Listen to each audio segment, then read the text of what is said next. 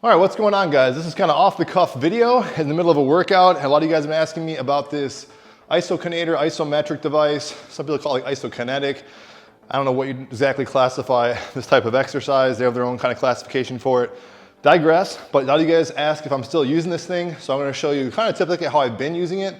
This is one of those things though, I got a lot of different toys. If it's kind of out of sight, it's out of mind. So if it's sitting around me and I'm doing an upper body workout like this, these are kind of my go-to exercises. There's a bunch of exercises, and if you ask Isokinator, they are very specific on how to do their exercises and the rationale why they pick those specific ones.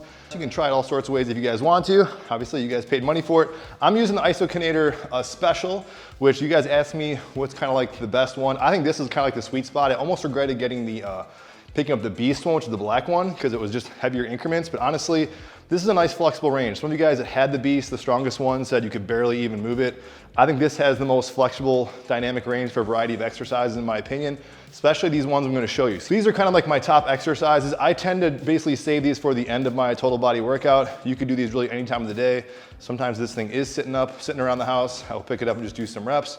Again, you can do this whenever you want. I'll put the numbers of these exercises down below if you guys have the wall chart or like their manual. They kind of go by like a numbering system to kind of identify what they are, which is definitely handy.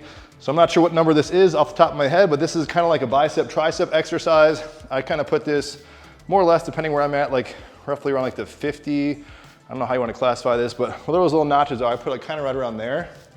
And you want to keep these two balls kind of right in the center of those holes. I grab the narrow grip here.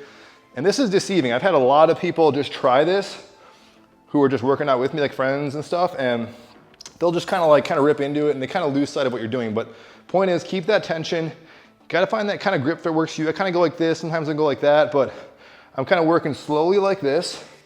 So that was one, and I just slowly do about this kind of cadence, and I'm getting basically up to 10 repetitions. And then some days I'm stronger than others. Some days I'll dial this up a little bit, but that's pretty much what it looks like. I'm keeping constant tension there. Then I'll just switch sides. I'll kind of switch immediately and then go right into another set of 10. Okay, just like that. I can't really emphasize the form. Maybe I'll do a whole other video talking about that. For the sake of kind of brevity here, I'm gonna keep going. Now I would do that. I take a little bit of a rest and do that whole nother sequence again, 10 repetitions for, again, 2 more sets for a total of 3 sets. So I think that's what they recommend also, 10 reps, whatever. And then really quick, there is the iso and some of you guys wonder, like, why couldn't you just use like 2 handles and push against it? I just gotta say, there's something to this slight give that I can just tell you makes a difference, or it just feels good. And especially this arm sequence at the end, it gives me like a nice solid kind of cherry on top pump at the end of a workout. So that's one exercise. Again, I would do that for 2 sets. The next one I like a lot is, I sometimes grab it on the inside, sometimes the outside. I will dial this down a little bit because it's kind of strenuous, especially depending how far you want in the workout. I did some back stuff already, but I'll put the number on the screen. I start with some tension just like that. I start down here. Slowly going down. And see, I'm already kind of out of breath. You want to keep breathing, don't hold your breath. Sometimes when I'm talking like this, default kind of have to hold my breath, but you want to keep gradually breathing, so don't do what I'm doing. I'm also kind of out of breath from the workout, but you do that, nice, slow, steady cadence. This one catches up to you really quickly, but yeah, you're working just muscles in the back, rhomboids, traps. As you kind of get up here, you can feel kind of the dig of your lats as well, but great kind of, I'd say, just back exercise. Also working some of those stabilizer muscles on the posterior side as well. Deltoids also. Next one's another really deceiving one, and I would say practice with it, mess around with it, find the form that works for you. I gave this to my brother one time and he was kind of shocked on how much it really kind of gave him a chest pump.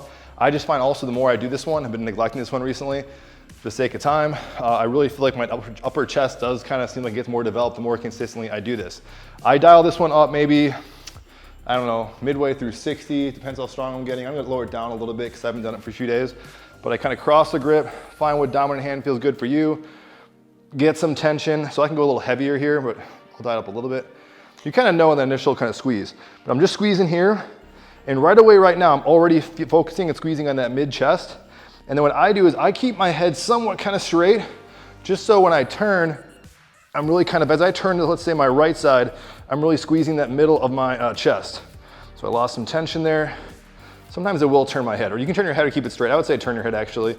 to get more range of motion. But the main thing I want to emphasize is that I'm keeping my hips straight, my hips squared away. So as I'm doing this, I'm turning my torso in a way that I'm squeezing each side while I'm still kind of contracting throughout the whole range of motion.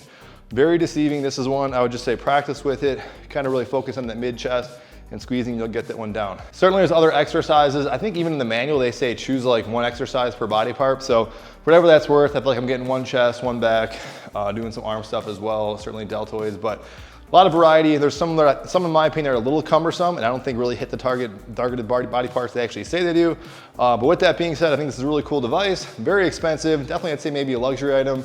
I love this thing. Honestly, it's gonna supposedly last forever. I will put a link down below in the description box if you guys are to pick it up, help support me in the channel if you guys do pick it up, but definitely a pricey item. So far, a lot of you guys that have picked it up said you guys really like it. So if you guys wanna see more stuff with this Isokinator, definitely let me know and I'll be happy to feature it in future workouts.